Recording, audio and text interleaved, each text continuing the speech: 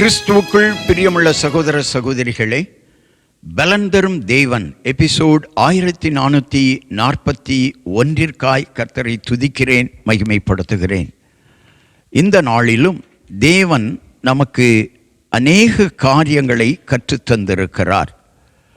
அதிலே ஒன்று நீதிமொழிகள் 21 குதிரை யுத்த நாளுக்கு ஆயத்தம் பண்ணப்படும், ஜெயமோ கர்த்தரால் வரும்.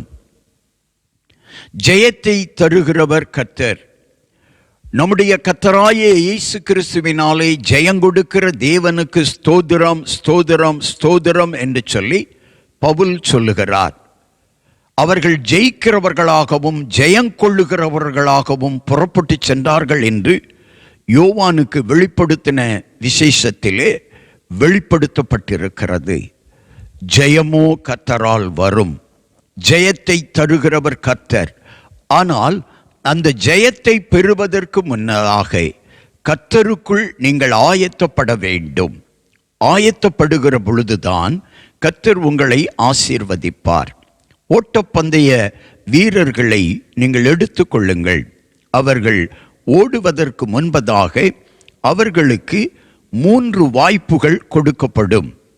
அந்த ஓட்டத்தை நடத்துகிற அந்த பொறுப்பாளர் சொல்லுவார் 1, 2, 3 என்று சொல்லி.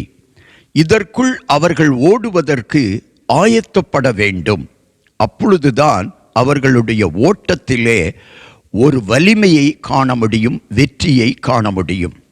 தற்காலத்திலே துப்பாக்கியை வைத்து 3 குண்டுகள் அவர்கள் வெளிவிடுவார்கள். அப்பொழுது ஆயத்தமாகிவிட வேண்டும். எந்த காரியமாயிருந்தாலும் ஆயத்தம்தான் நல்ல ஜெயத்தை கொண்டு வரும். எனவே உங்கள் வாழ்க்கையிலே ஆயத்தமாய் வாழுங்கள். தேவனுடைய வருகைக்கு ஆயத்தமாய் வாழுங்கள். நீங்கள் எந்த காரியம் செய்தாலும் அதற்கு முன்பதாக நல்ல ஒரு ஆயத்த ஜெபம் செய்து தேவனை மகிமைப்படுத்துங்கள். குதிரை யுத்த நாளுக்கு ஆயத்தம் பண்ணப்படும், ஜெயமோ கர்த்தரால் வரும்.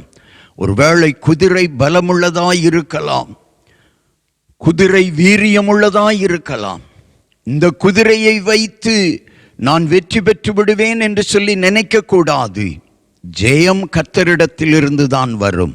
உங்கள் பலமோ, உங்கள் பணமோ, உங்கள் இனமோ, உங்கள் உறவோ, உங்களுடைய சக்தியோ, எதுவுமே, உங்களுடைய அதிகாரமோ, எதுவுமே உங்களுக்கு ஜெயத்தை தராது. ஜெயமோ கர்த்தரால் வரும். கண்களை மூடி ஜெபிக்கலாம். உங்களை நேசித்து வழிநடத்துகிற நல்ல தகப்பனாகிய கர்த்தாவே, இந்த உலகத்தில் ஆயத்தம் இல்லாமல் அநேகர் வாழ்கிறார்கள். முதலாவது உம்முடைய வருகைக்கு பாத்தியவான்களாய் மாறுவதற்கு நல்லதொரு ஆயத்தம் வேண்டும் அப்பா. ஆயத்தம் வேண்டும். தாழ்த்தி ஒப்பு கொடுக்கிறோம். ஆயத்தமுள்ள வாழ்க்கைதான் ஜெயமுள்ள வாழ்க்கையாய் மாறும். போராட்டமா, வாழ்க்கையின் பிரச்சனைகளா, நீங்கள் ஆயத்தத்தோடு ஜெபியுங்கள். ஜெயத்தை கர்த்தர் தருவார். ஜெயமோ கர்த்தரால் மாத்திரம் வரும். இயேசு கிறிஸ்துவின் நாமத்தில் ஜெபிக்கிறேன் பிதாவே, ஆமேன்.